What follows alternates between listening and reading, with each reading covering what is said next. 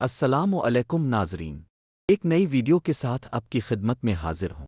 آج کی ویڈیو میں مولانا جلال الدین رومی کے زندگی کے دلچسپ واقعات بیان کروں گا۔ ایسی دلچسپ ویڈیوز دیکھنے کے لیے ہمارے ساتھ جڑے رہیے۔ مولانا کا اصل نام محمد جلال الدین بلخی رومی تھا۔ آپ کا لقب مولانا اور تخلص رومی تھا۔ مولانا رومی 30 ستمبر 1207 کو افغانستان کے شہر بلخ میں پیدا ہوئے۔ ان کے والد کا نام بہا الدین ولد تھا، وہ اپنے وقت کے مشہور صوفی اور عالم تھے۔ تعلیم و تربیت: مولانا روم نے ابتدائی تعلیم اپنے والد اور دوسرے علماء سے حاصل کی۔ فقہ، تفسیر، حدیث، منطق اور فلسفہ میں مہارت حاصل کی۔ والد کی وفات کے بعد وہ شام گئے اور مزید تعلیم حاصل کی، پھر قونیہ واپس آ کر تدریس میں مشغول ہو گئے۔ تصوف کی طرف رجحان اور شمس تبریزی سے ملاقات: مولانا رومی کی زندگی کا سب سے بڑا موڑ شمس تبریزی سے ملاقات تھی۔ شمس ایک بلند پایا صوفی درویش تھے۔ ان کی ملاقات 1244 میں ہوئی۔ شمس کی صحبت نے مولانا کو باطنی دنیا کی طرف مائل کر دیا۔ ایک ناقابل فراموش لمحہ: مولانا روم ایک دن قونیہ کے مدرسے میں اپنے شاگردوں کو فقہ اور فلسفے کے درس دے رہے تھے۔ وہ اس وقت ایک بڑے عالم کی حیثیت رکھتے تھے اور ان کے گرد درجنوں شاگرد بیٹھے علم حاصل کر رہے تھے۔ اسی دوران ایک اجنبی درویش وہاں آ کر کھڑا ہوا۔ یہ شمس تبریزی تھے۔ شمس نے مولانا سے سوال کیا، اے مولانا، بتاؤ محمد افضل ہیں یا حضرت بایزید بستم؟ مولانا نے حیرت سے جواب دیا، بھلا اس میں کیا شک ہے؟ حضرت محمد تمام جہانوں کے لیے رحمت ہیں، ان سے افضل کون ہو سکتا ہے؟ شمس تبریزی نے مسکرا کر کہا، پھر حضرت بایزید یہ کیسے کہتے ہیں، سبحانی ما اعظم شانی، پاک ہے میری ذات، کیا ہی بلند ہے میری شان، جبکہ رسول اللہ نے فرمایا تھا، اے رب، میں تیری حقیقت کو جیسا پہچاننا چاہیے ویسا نہیں پہچان سکا۔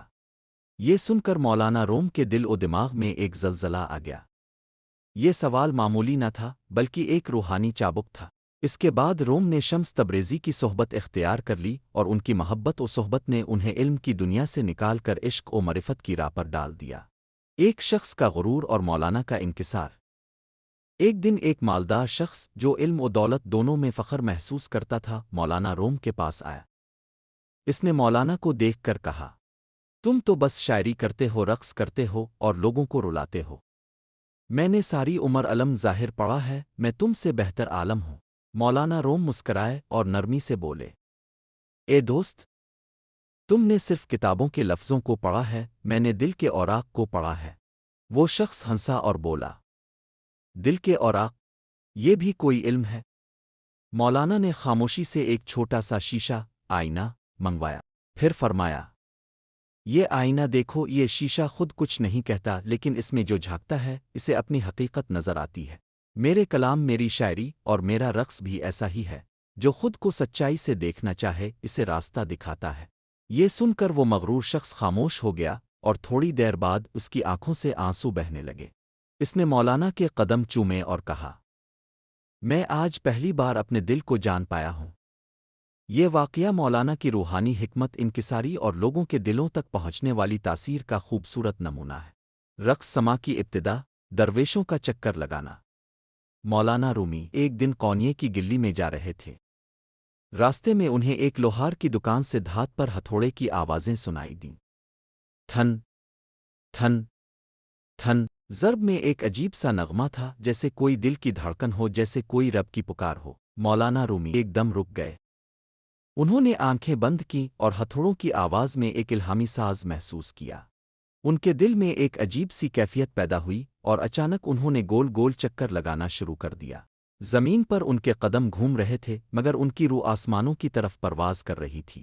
لوگ حیرت سے دیکھتے رہے کہ مولانا رومی کیا کر رہے ہیں، مگر وہ سمجھ گئے یہ صرف چکر نہیں تھا، یہ تھا رقص، عشق، رقص فنا، رقص حقیقت۔ مولانا فرمایا کرتے تھے، جب میں رقص کرتا ہوں میں خدا کے گرد چکر لگا رہا ہوتا ہوں۔ یہ واقعہ نہ صرف روحانی کیفیت کی ایک جھلک ہے بلکہ عشق الہی میں فنا ہو جانے کا عملی نمونہ بھی۔ ایک دن حضرت مولانا جلال الدین رومی قونیہ کی گلیوں سے گزر رہے تھے۔ انہوں نے ایک پرندہ فروش کو دیکھا جو پنجرے میں خوبصورت پرندے قید کیے بیٹھا تھا۔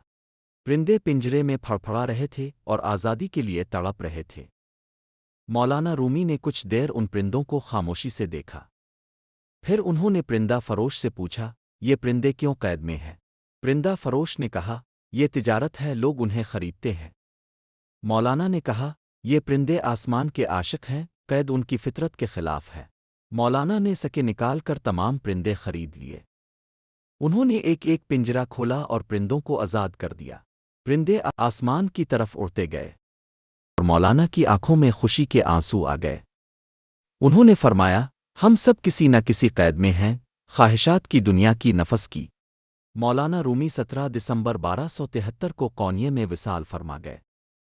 ان کا مزار قونیے میں ہے جہاں زائرین حاضری دیتے ہیں۔